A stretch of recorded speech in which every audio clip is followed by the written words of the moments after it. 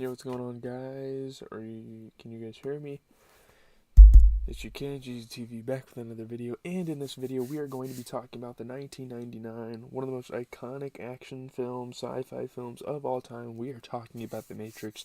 This is my first time ever watching this movie. Yeah, I know, I've been living under a rock, but it's nice because I get to review it for the channel later on, so that's always cool.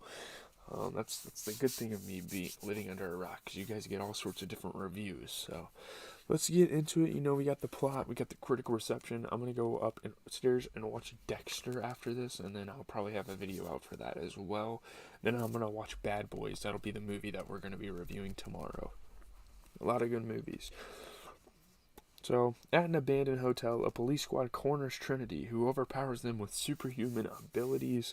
She flees, pursued by the police and a group of suited agents capable of similar superhuman feats. So that's kind of who they're battling this entire movie. It's like these agents. She answers a ringing public telephone and vanishes.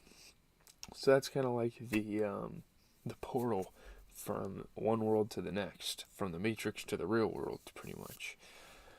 Computer programmer Thomas Anderson, known by his hacking alias Neo, is puzzled by repeating online encounters with the phrase The Matrix, as he's gone through his life and his career as a computer programmer, which is pretty cool, honestly, because I think I might become a computer programmer someday. I don't know.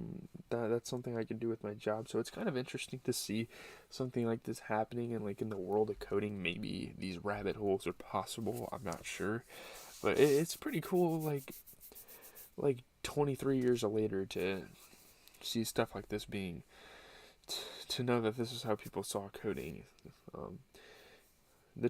Trinity contacts him and tells him a man named Morpheus has the answers Neo seeks.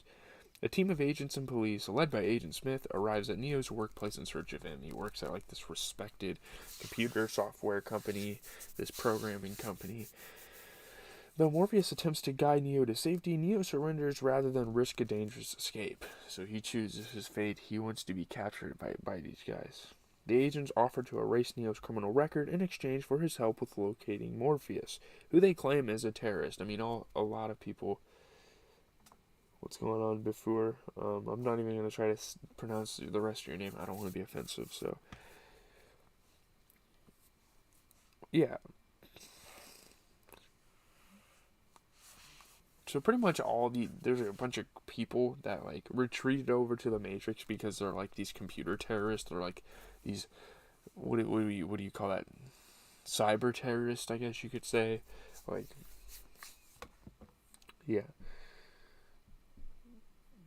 Let's see. When Neo refuses to cooperate, they fuse his mouth shut, pin him down, and implant a robotic bug in his stomach. There's like this fat ass bug they like insert into his stomach. Neo wakes up from what he believes to be a nightmare. He thought it was a dream, but in this movie, Neo can't ever tell what's a dream, what's real life. It's kind of just this interesting concept as we move forward with the movie. So soon after, Neo was taken by Trinity to meet Morpheus, and she removes the bug from Neo. So yeah, it was real. She like does this like electricity thing to get the bug out. Morpheus offers Neo a choice between two pills, red to reveal the truth about the Matrix, and blue to forget everything and return to his former life. Probably one of the most iconic scenes, damn near in action history, sci-fi history, whatever you want to call this genre, and definitely in Matrix franchise history. Like, this is such an iconic scene with the pill. Now, when I was first watching it, I didn't get the gravity of how iconic it is, but then I do, I remember how many cultural references people make to this scene. As Neo takes the red pill, his reality begins to distort, and he soon awakens in a liquid-filled pod among countless other pods containing other humans. So these are the people that chose the red pill, pretty much. He is then brought aboard Morpheus' flying ship, the Nebuchadnezzar. As Neo recuperates from a lifetime of physical inactivity in the pod, Morpheus explains the situation. In the early 21st century, a war broke out between humanity and intelligent machines. So they are pretty much the intelligent machines. And yeah. After humans blocked the machines' access to solar energy, the machines responded by enslaving humankind and harvesting their bioelectric power while keeping their minds pacified in the Matrix, a shared simulated reality. that he modeled on the world as it was in 1999. In the years following, the remaining free humans took refuge in the underground city of Zion. So yeah. Morpheus and his crew are a group of rebels who hack into the Matrix to unplug enslaved humans and recruit them. Their understanding of the Matrix simulated nature allows them to bend its physical laws. It's kind of like a video game. There's like glitches in the Matrix. Morpheus warns Neo that death within the Matrix kills the physical body too, and explains that the agents are sentient programs that eliminate threats to the system, while machines called Sentinels eliminate rebels in the real world. So yeah, the agents are pretty much like the... Think about it as if you're caught cheating, you're pretty much banned and you get killed. I mean, instead of getting banned from video game, you're literally getting killed by these people. Neo's prowess during virtual training cements Morpheus' belief that Neo is the one, a human prophesized to free humankind. So like, he's like the chosen one. Like the prophecy says, like, oh, Neo's gonna free everyone. Because they are pretty much imprisoned by the agents and the Sentinels. The group enters the Matrix to visit the Oracle, a prophet-like program who predicted that the One would emerge eventually, and Morpheus believes that Neo is the one. Now, I'm pretty sure he thought that about other people as well, but yeah. She implies to Neo that he is not the one, and warns that he will have to choose between Morpheus' life and his own. It's gonna come down to it. She like tells him the future. She's like, look, you're gonna have to figure out who you want to keep alive. Before they can leave the Matrix, agents and police ambush the group, tipped off by Cypher, a disgruntled crew member who has betrayed Morpheus in exchange for a deal to be plugged back into the Matrix to live a comfortable life. So that's kind of like what Neo was facing, either Morpheus' life or his own, and Cypher obviously chose his own life to be saved. To buy time for the others, Morpheus fights Smith and is captured. Cypher exits the Matrix and murders the other crew members as they lie unconscious. Before Cypher can kill Neo and Trinity, crew member Tank regains consciousness and kills him before pulling Neo and Trinity from the Matrix. So yeah, they're officially back. It's Neo, Trinity, and Tank that are still alive. Cypher got away. Or no, Cypher died. And then you still have Morpheus out there with the agents. It's kind of a confusing world. You have to really pay close attention to like the attention to detail that's in this movie, or else you're going to miss some things. The agents interrogate Morpheus to learn his access codes to the mainframe computer in Zion, which would allow them to destroy it, and it kind of destroys the portal that would free all humankind. Neo resolves to return to the Matrix to escape Morpheus, as the Oracle prophesied. Trinity insists she accompany him. While rescuing Morpheus, Neo gains confidence in his abilities, performing feats comparable to those of the agents. So he's really proving, people were doubting him at first, but he's really proving that he's the chosen one. Yeah. After Morpheus and Trinity safely exit the Matrix, Smith ambushes and kills Neo. While a group of Sentinels attack the Nebuchadnezzar, Trinity confesses her love for Neo and says the Oracle told her she would fall in love with the One, and she has fallen in love with him, which means he's the one and he can't be dead. Neo was revived with newfound abilities to perceive and control the Matrix. He easily defeats Smith, prompting the other agents to flee, and he leaves the Matrix just as the ship's electromagnetic pulse disables the Sentinels. Back in the Matrix, Neo makes a phone call promising the machines that he will show their prisoners a world where anything is possible. He hangs up and flies away, and that's where the movie ends.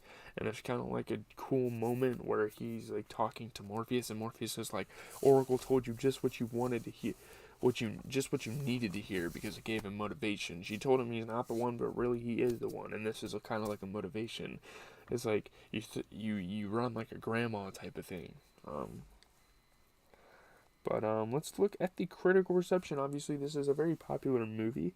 A lot of praise. A lot of filmmakers, authors of science fiction, a lot of critics loved this movie. Its spectacular action scenes, its groundbreaking special effects, it really created this whole new realm of sci-fi films. One of the best science fiction films of all time. The most influential action movie of that generation. The film explores significant philosophical and spiritual themes as well. 88%, 159 reviews, 7.8 out of 10 Rotten Tomatoes. Thanks to the Wachowskis' imaginative vision, The Matrix is a smartly crafted combination of spectacular action and groundbreaking special effects. It's 7.3 out of 10 on Metacritic, 35 reviews, generally favorable movie. A minus for cinema score. It was 323rd among critics, 546th among directors. Sight and Sound did like a greatest movies of all time, and they chose a different group of people to give it rankings. If the Wachowskis claim no originality of message, they are startling innovators of method. The film's detail its broadside of astonishing images. 3 out of 4 for Roger Ebert. The film's visuals, the premise. The third act's focus on action was kind of but the entertainingly ingenious switches between different realities, Hugo Weaving's engagingly odd performance, the film's cinematography, the production design. The promising premise is steadily wasted as the film turns into a fairly routine action pick, yet another slice of overlong high-concept hokum. I do really wish that the entire... that is probably a flaw of the movie. I do wish they focused more on the story in the third act than the action, for sure. Yeah, I meant that, okay. Some people said it was simple-minded fun for roughly the first hour until the movie becomes overwhelmed by its many sources. There's not much humor to keep it all life-size, and by the final stretch, it's become bloated, mechanical, and tiresome. It's not supposed to be a funny movie, I don't think, but alright. Carrie-Ann Moss is a major find. The surreal visual highs, enabled by the bullet time or flow-mo effect. The film is technically mind-blowing. Style merged perfectly with content, and just so damn cool.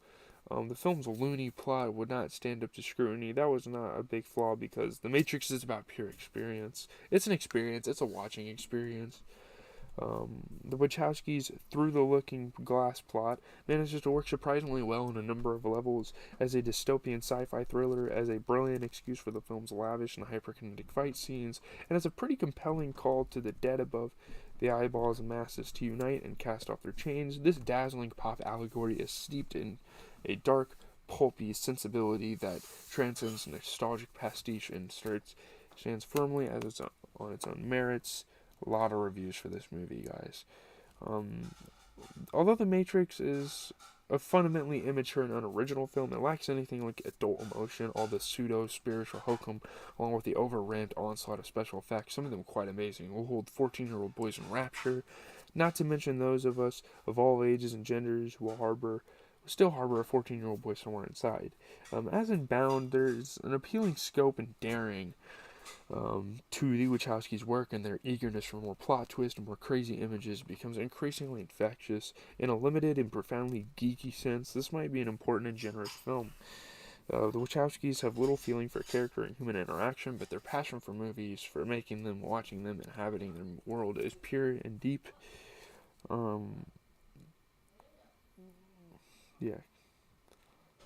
film's an innocent delight that you wouldn't feel in a lot of other movies. Neo is one of the best science fiction heroes ever. Like, absolutely is. The film is one of the best. I mean, it's storytelling, it's structure and depth. It works on whatever level you want to bring to it. You know, you walk out of The Matrix and you're thinking, what kind of science fiction movie can people make now? Like, at that point in time, people are like, what else can we possibly do?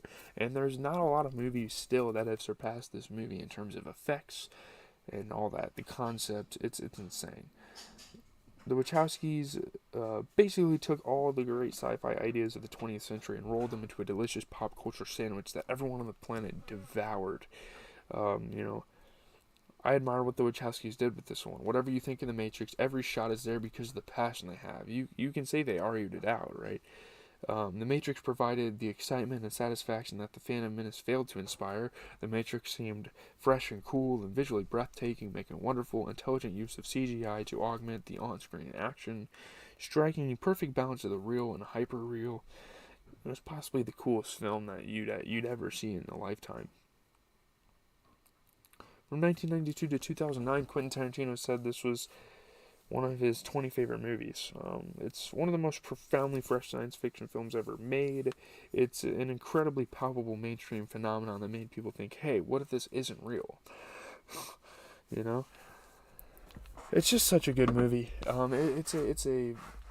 It's a timepiece for action movies, and I don't know why I waited so long to watch it. But another movie that I shouldn't have waited so long to, or I shouldn't wait too long to watch, is Bad Boys. And we're gonna be watching that later. That's gonna do it for this video. I gotta go upstairs, watch Dexter, come back, review, and start watching Bad Boys. Leave a like, comment, and subscribe. I appreciate everyone for watching the videos. Yeah, you guys are awesome. You guys have a good rest of your day. Tonight we have NBA recaps. There's only 6 games, but again, I'm still gonna recap them. So there's that. I don't have anything else to say.